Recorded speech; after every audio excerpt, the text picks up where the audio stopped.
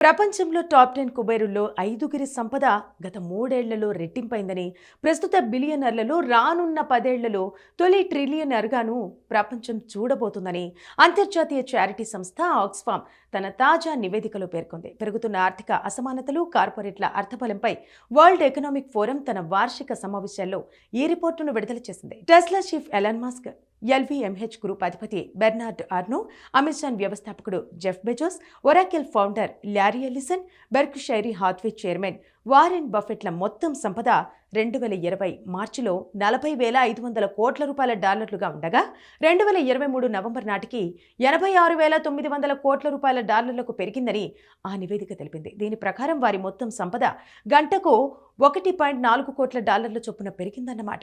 ఈ విధంగా ఆర్థిక అంతరాలు ఈ దశాబ్దంలో వేగంగా పెరుగుతున్న నేపథ్యంలో దాదాపు 500 కోట్ల మంది పేదరికంలో జారుకున్నారని